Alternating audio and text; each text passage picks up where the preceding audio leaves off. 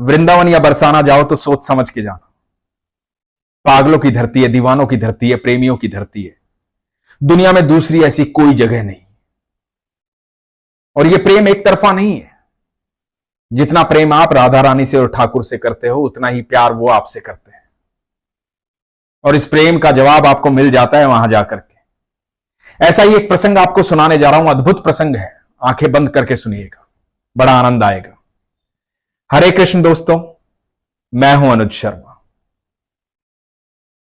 एक लड़की थी रमा, ठाकुर जी की अनन्य भक्त, राधा रानी की अनन्य भक्त। विवाह हुआ ऐसे परिवार में जो पूरा परिवार ठाकुर जी का भक्त, राधा रानी के भक्त। बड़ा अच्छा परिवार मिला, सुखमय जीवन मिला, जीवन में बहुत खुशियां थी। बस एक तकलीफ थी। बहुत साल बीत गए विवाह को, लेकिन संतान नहीं हुई। एक बार मोहल्ले की औरतें बरसाना जा रही थी, राधा अष्टमी आने वाली थी, 8 दिन का टूर था। तो रमा की सास ने कहा कि बेटा, तू भी राधा रानी से मिला, तू भी बाके बिहारी से मिला।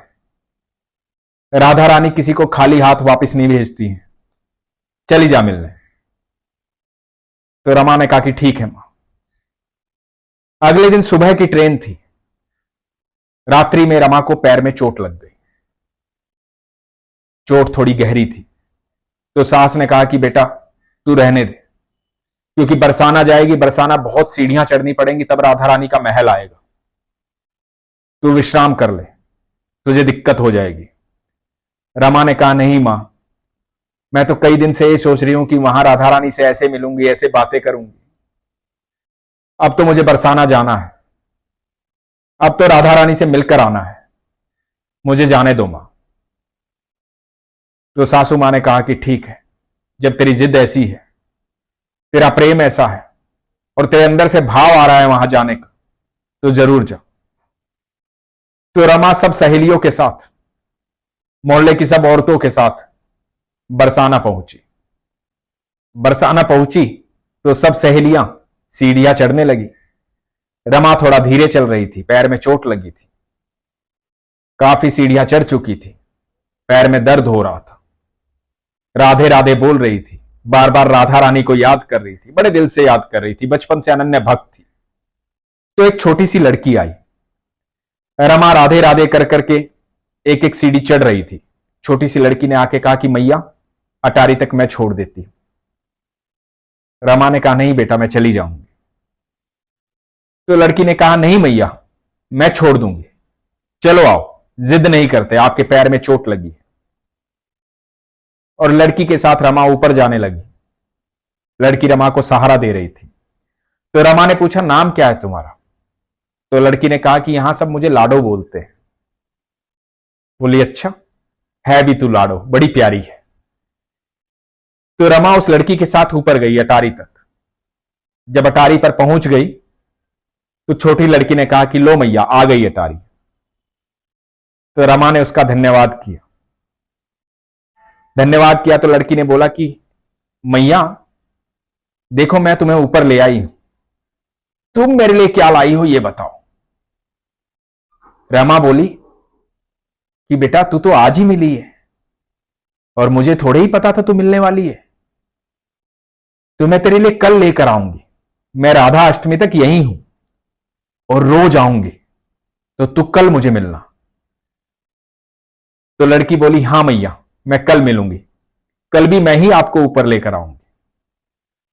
तो अगले दिन रमा गई, सीढ़ियां चढ़ने लगी। वो छोटी सी लाडो सीढ़ियों में शुरुआत पे ही बैठी थी, देखते ही खुश हो गई। रमा बोली रीतू बैठी है यहां? तो लाडो बोली हां मैया, मैं इंतजार कर रही थी कि तुम आओगी। बोलो मेरे लिए क्या लाई? तो रमा ने उसके हाथ में चूड़ी और पाजेब दी। लाडो खुश हो गई। लाडो बोली मैया, श्रृंगार का सामान लाई हो और अधूरा लाई हो, बस चूड़ी और पाजेब? पूरा श्रृंगार का सामान लाती ना मैया, मैं भी सजती। तो रमा ने कहा कि बेटा मैं 8 दिन यहां हूं, राधा अष्टमी तक रोज तेरे लिए कुछ ना कुछ लाऊंगी, और आज ही मैं सब ले आती तो फिर कल मुझे ऊपर कौन चढ़ाता अटारी तक? तो अब रोज मुझे तू ऊपर चढ़ाएगी और मैं तेरे लिए कुछ ना कुछ लाऊंगी। और लाडो फिर अटारी तक ले गई रमा को। ये सिलसिला चलता रहा। रमा रोज कुछ ना कुछ लेकर आती। बड़ी प्यारी बच्ची थी लाडो।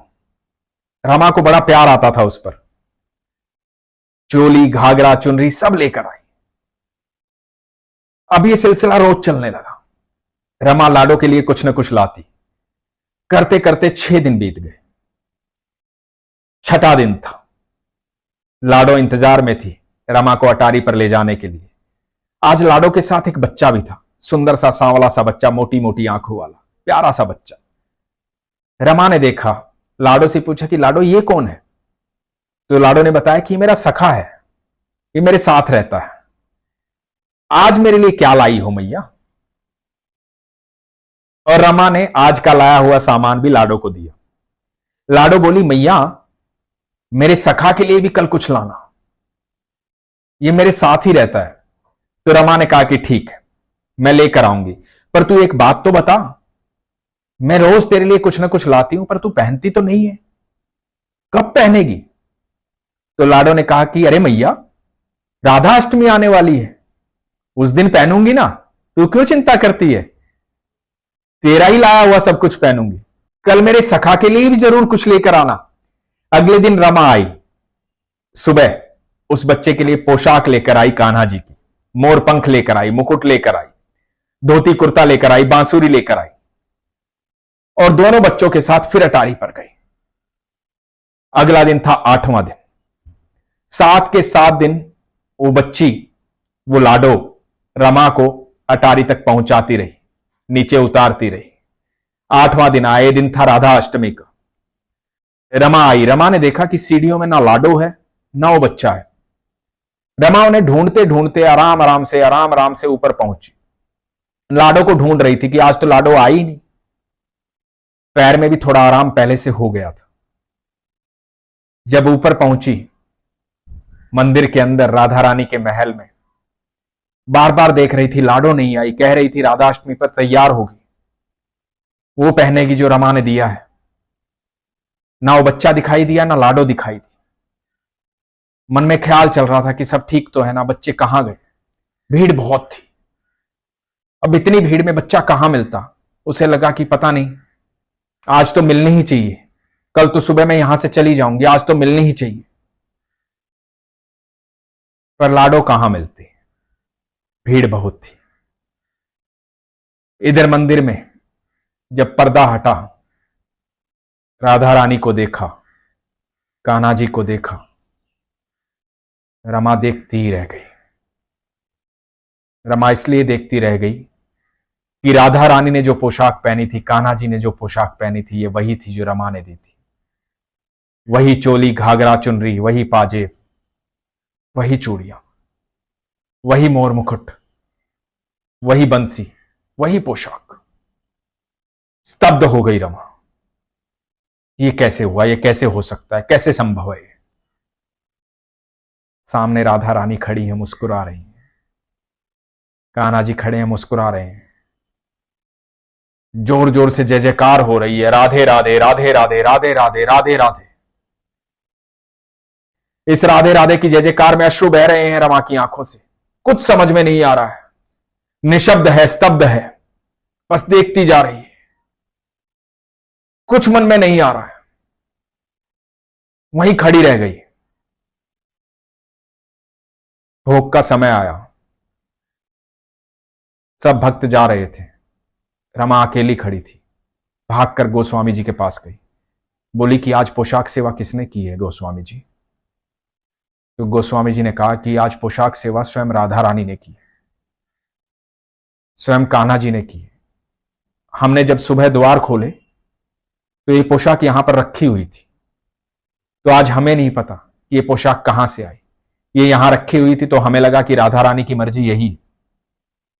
आज राधा अष्टमी है तो उनकी मर्जी की पोशाक उन्होंने पहनी, ये उन्हीं की देन है। और ये सुन करके रमा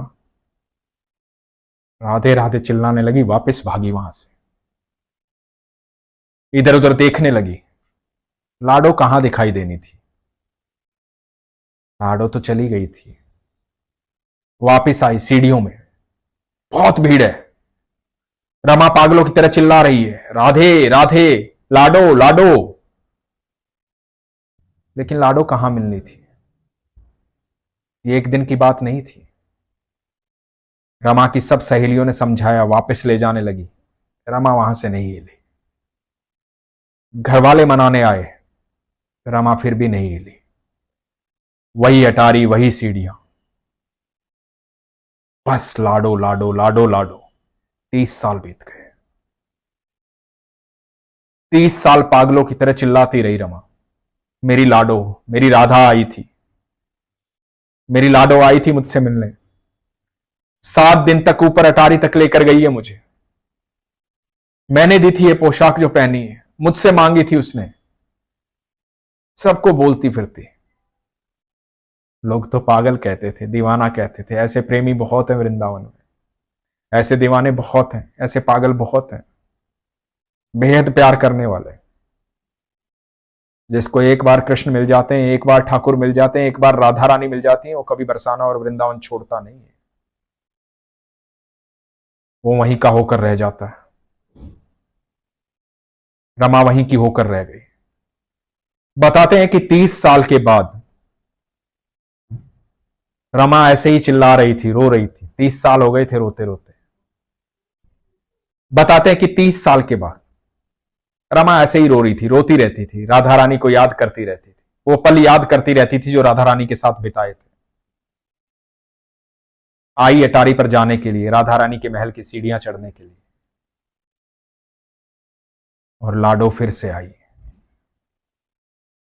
रमा की उम्र बढ़ गई थी, वृद्ध हो गई थी। लाडो आई, लाडो बोली कि आओ मैया, मैं ले जाती हूं ऊपर तक, चलो मेरे साथ।